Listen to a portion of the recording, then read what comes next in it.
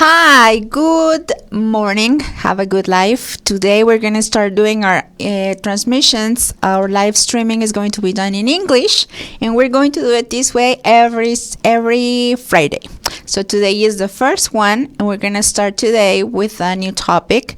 We had been doing this for a while, and then we stopped because we had schedule problems, but from now on we're going to be doing these every Friday in English, so you can share with whoever you know. Once in a while I get messages from people who watch from California or from Chicago or from different places in the United States. So now we're going to give you this opportunity to share the information and the knowledge with people who are watching from other places. So I am Abril Medina. I am very happy to be here. If this is the first time that you are watching, we are streaming live from Guadalajara, Jalisco in Mexico, and we are called the University of Love and Knowledge, or what we want to say usually is our name is UNCOA, because those are the letters that people use to recognize us. We are always trying to get people to learn about themselves, and that is the work that we do here. If you want to learn a little bit more about us, you can find us in www.uncoa.mx or .com. In any of those sites you can find us. We are also doing our live streaming through YouTube, our YouTube channel, and we are every day streaming from our Facebook fan page. We just try to give you as many streaming channels as possible, so this information is available for everyone around the world. We have been working in this place for more than 30 years, investigating and trying to do as much as we can to help humankind. And it might sound ambitious, but what we're trying to do is help people change, because we know that this is the opportunity we have to make a better world. So today we're going to start with our first topic in English, and usually what we do is we have a topic the whole week in Spanish. If you know people who know Spanish but don't know English, you can ask them to come and watch from Monday through Thursday. There are people streaming all day long from 9:30 a.m. to 2:30 p.m. We also have people streaming on Saturday from 9:30 a.m. through 2:30 p.m.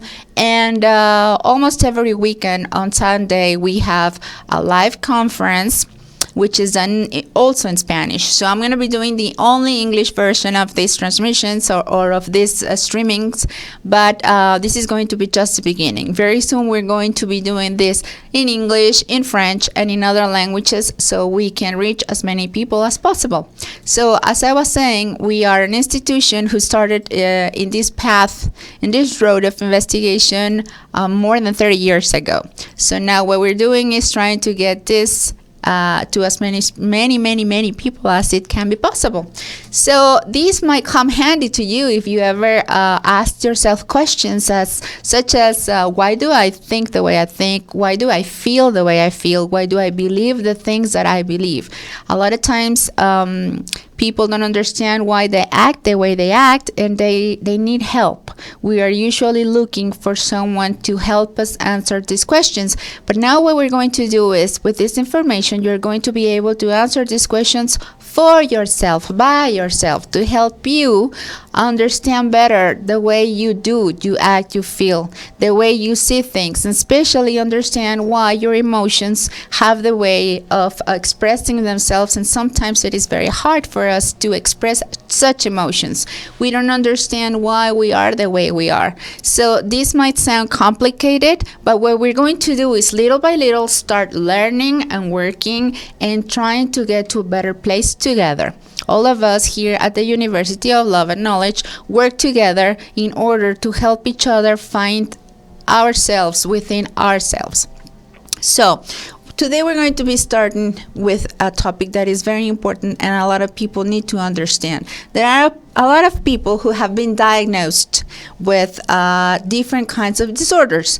For example, there are people who have been diagnosed, and lately there are more and more people who are getting these psychological or psychiatric diagnoses, which are related to depression, to anxiety, to bipolar disorder, to borderline, also personality, etc., etc. So what happens is that a lot of times these disorders, once they are diagnosed, people don't know what to do because they feel that the only way that they can lead medium or regular normal life is being medicated. We have discovered that these people who have schizophrenia and all of those different disorders have, let's say, a special capacity or a special characteristic that makes them the way they are. So this is by no means something that is bad or that there is something wrong with you. What happens is that you have been programmed by your own decision, by your own self as a life objective. Listen to me, this is important. It is your own life objective to be this way because you have a purpose in life. And you might be asking yourself, what do you mean by saying that I programmed myself to be this way if it's not, it is not something fun, it's not something good to live with, because a lot of times it gives you more problems than solutions. So what happens is we're going to take this little by little, and it's going to take a while to explain, but I'm sure that in the end you're going to understand perfectly. So what happens is that actually the brain is not the one that is doing the thinking. So I'm going to start with that. We're going to start explaining how it is not actually the brain which thinks, but it is the mind that does the thinking. And you might be wondering, isn't it the brain and the mind the same thing? Well, let me tell you that the brain and the mind are not the same thing. And this is important to know because all the time we have been thinking, and this is only psychology or biologically related, that everything that happens within your emotions, your feelings, and your thoughts are only related to whatever goes on in your brain. So what we have discovered through a lot of research, and don't believe me, you can go and do your own research and your own investigation, and you will be able to see that what I'm telling you has a scientific, listen to me, scientific basis, and that is the reason why we have discovered it works this way. So the brain is not the one that is doing the actual thinking. The actual thinking is done in the mind. So what happens with the brain? The brain is the one that works as an antenna. The brain works as, let me give you this example. It is like your own television set. What happens is that your brain works as a receptive device. So let's imagine that in your house you have cable, and you have these special devices you use in order to get cable. So what happens is if you actually turn on the TV, you won't be able to see the people inside your TV. You are getting reception from a signal that comes from somewhere else. So the same thing happens with our brain. Our brain is the one that receives the signals, and the signals come from somewhere else. The brain is the physical mean that we have in order to get these feelings, get these thoughts and ideas, but they do not come from your actual brain. If you have any questions, you can ask me, and then I'm going to stop. So I'm just going to stop for a second to say hello to the people who are watching. I know that some of you are not understanding, but let me tell you that I'm doing this because a lot of people do need to hear this in English. Okay, so we already have Lisbeth Leiva is there, Berta Quesada is there, Don Guillermo Limon is there, Carlos Fernando is there. I just want to say hello. I'm sorry if we're doing this in English today, so this is the way we're going to do it from time to time. And we have some comments, and I can read the first one. And at City, can you show me up? Let me see. Oh, there we go. Hey, we have a greeting from Carlos Fernando, and it says, "Hi teacher, special greetings from Colombia." And he's translating our hashtag, our special hashtag, and says, "How can I serve you?" Very good. Today you have an extra point because you did the translating process. And then he's telling Berta that today the transmission is in English. We're gonna send her a message directly so she understands what's going on. So anyway, what we're trying to explain is that the brain works as a receptive device, so it's not the one that is doing the actual thinking. What happens when you have this ability, which everyone does, but some people are more sensitive, more sensible to this receptive device? What happens is that what we call them is high definition minds, because they have the ability, the capacity to receive, to perceive this energy, this information, these ideas, these emotions that are in the mental dimension, which is not visible for you, but it's real. So little by little, we're going to start understanding more and more and more what we mean when we are saying that there is a mental dimension which is not actually in your own brain. So what happens is that everything in the universe works and is energy, and energy has a specific frequency. Frequencies, magnetisms, and that is the way everything works. So what happens is that with these high definition minds that have the ability or the capacity to connect themselves to the information that is in this mental dimension which surrounds every one of us, they have the ability sometimes to perceive these ideas and these feelings that may not be necessarily their own. And this is how it could happen that you might have a day when you're in a regular mood, not in a bad mood, in a normal or in a regular mood, and you from one moment to the next may change your emotion, may change the way you feel. And sometimes you don't even understand why you feel the way you feel, or you can hear the things that you hear, or you can see the things that you see that nobody else does. So what happens is that since your mind is very receptive, you have the ability to see, to listen, to hear, to observe, to perceive things that nobody else can.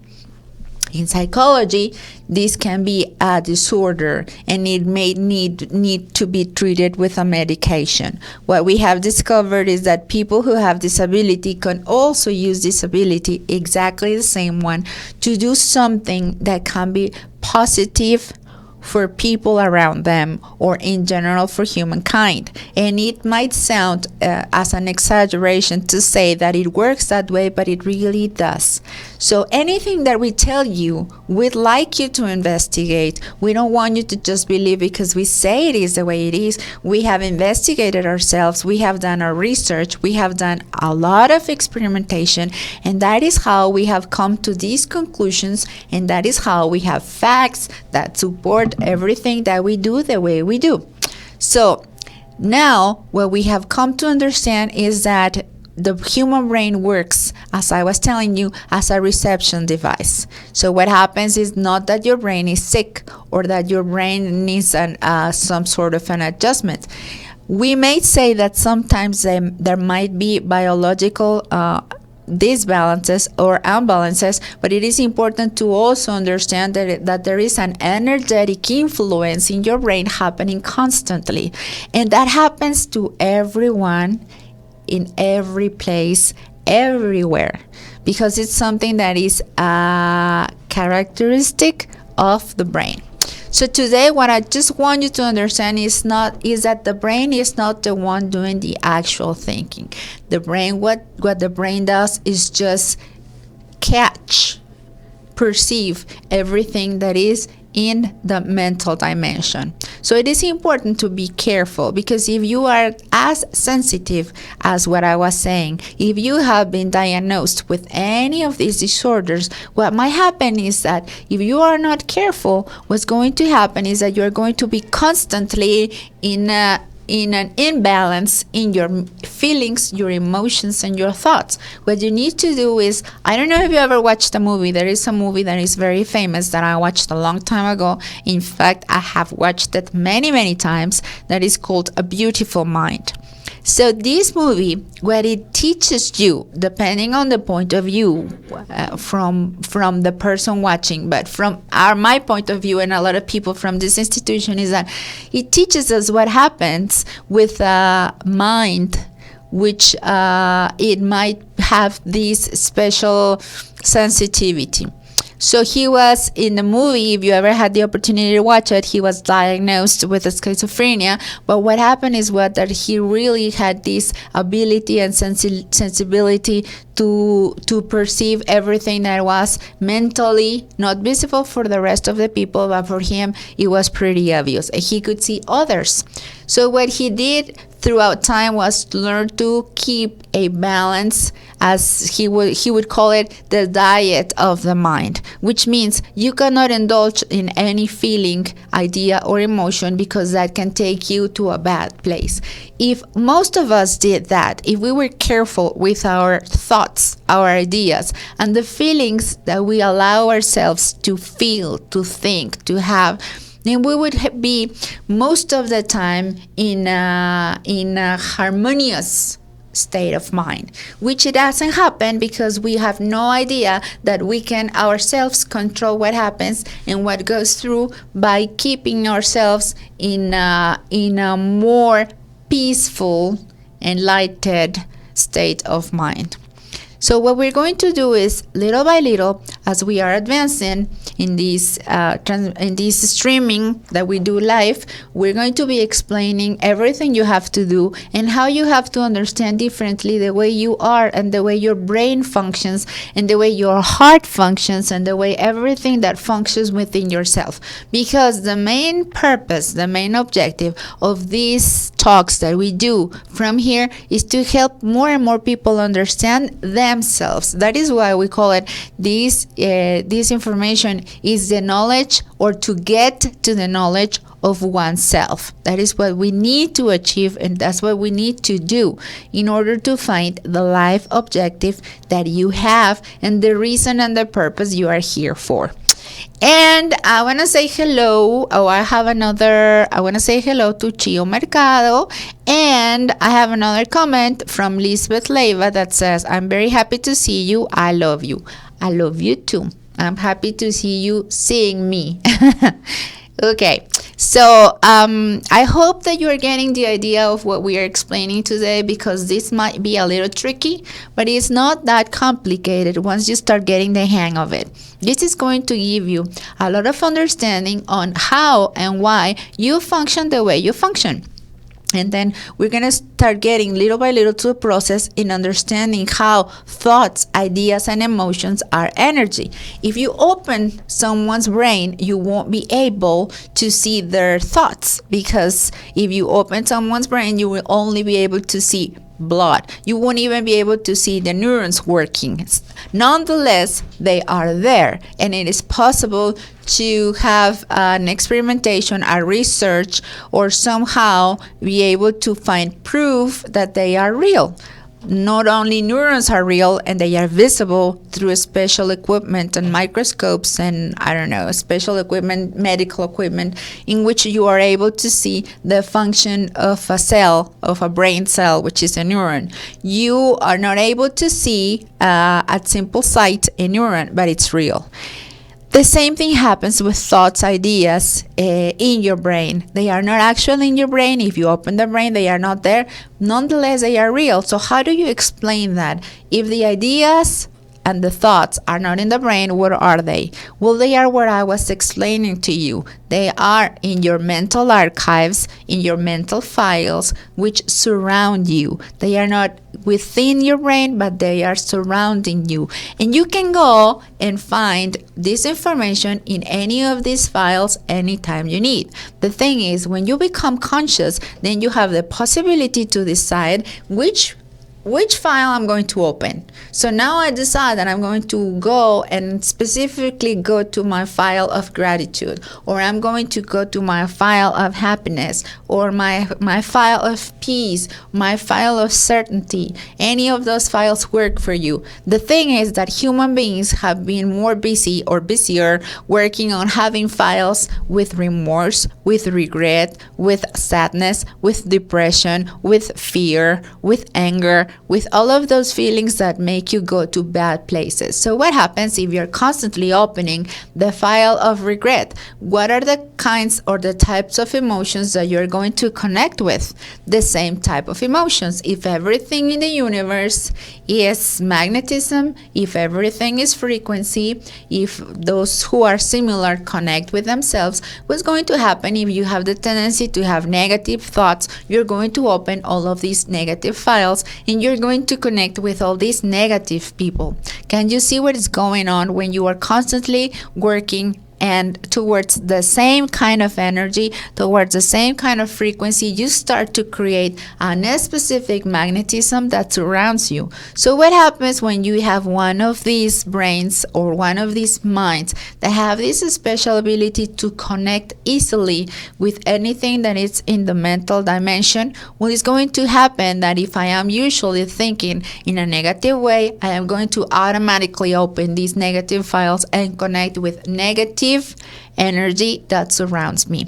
And that is how you can explain why racist people connect with more racist people. Negative people connect with negative people. Gossipy people get to know other gossipy people. Drunk people get to know other drunk people. Why? It's not something that happens by chance. It's not by luck. What happens is that they are attracted to each other because they share the exact same magnetism. They are vibrating in the same frequency. So there was a time when we were explaining and we were saying, well, brown cows get together with brown cows. And then Swiss cows get together with Swiss cows. We explain it that way to make it just very simple, but it's true. So anything that is similar will get together. If you look at the jungle, you will see that the species get together because of the same characteristics they share. So what happens also among human beings? So what you have to do is you have to be careful which is the frequency or the magnetism that surrounds me, if I want to stay there or if I want to change. If I want to be constantly feeling and having these thoughts and ideas that only connect me with negative mental situations. Because in this case, someone who already has a tendency to go to a negative mental state, if the person is constantly indulging in having the same negative ideas, he's going to go, let's say, it's going to be as if you were locked by yourself in a dark room. What you're doing is locking your own self. It's not someone locking you there, because you always have the possibility and the key to open the door as soon as you go to a different state of mind. How do you do that? It sounds complicated. It's not complicated. All you have to do is change. As soon as you notice that you are being pulled by a negative state of mind, by a negative idea, by a negative thought, what you have to do is immediately go to a different place. Remember something beautiful. Think about a happy memory. Think about someone that you love, someone that makes you feel at peace.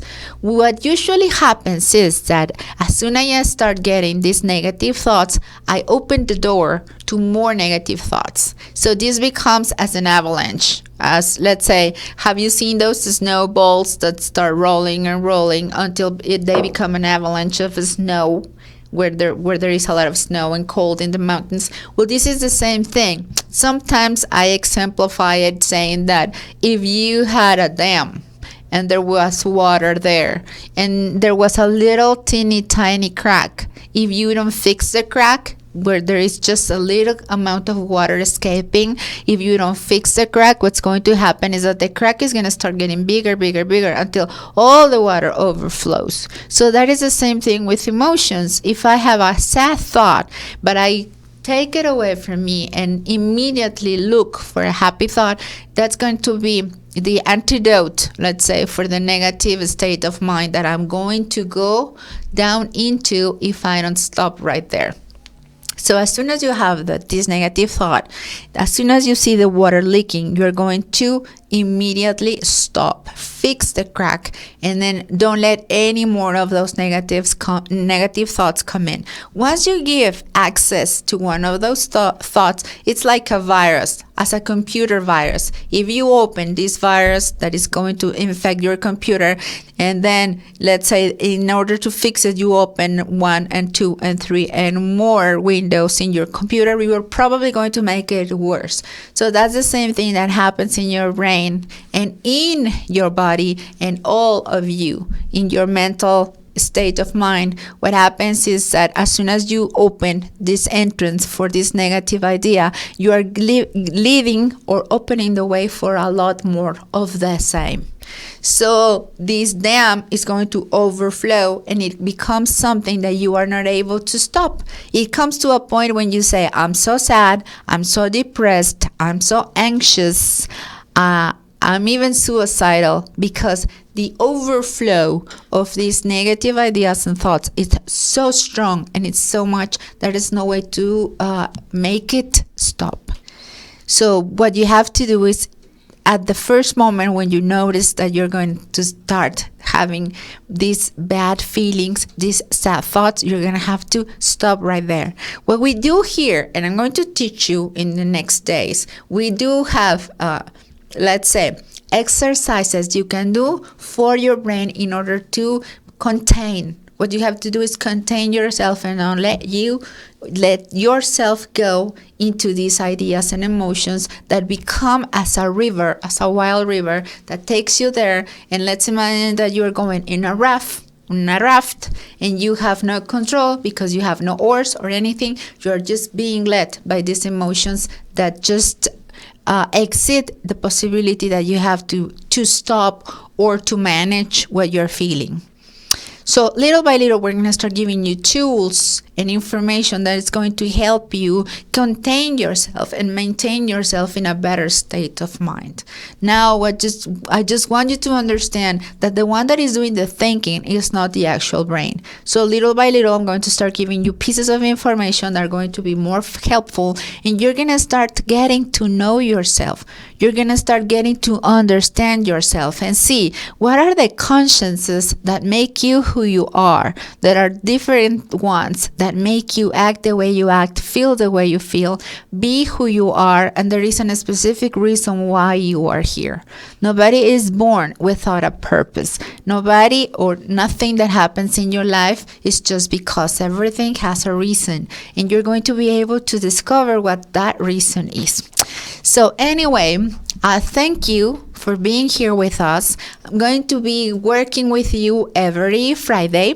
So I hope you give me the possibility to share with more and more people and help us, more people to be able to learn about their own selves. I remind you also that you have the possibility to communicate with ourselves. You can leave us messages here directly during the live streaming. You can also leave messages in our YouTube channel or go directly into the website, which is www.uncoa.com. And if you look at the screen, you're going to see a dialogue bubble that is in the bottom. In the right inferior side of the page, you're going to see this dialogue bubble. If you click on it, you're going to be able to communicate with us through WhatsApp or Facebook Messenger. So anything you want to ask, anything you need to know, anything you don't understand, you can ask us anytime, even if the streaming has to stop, and we're going to be able to answer. We're going to try to answer as soon as possible.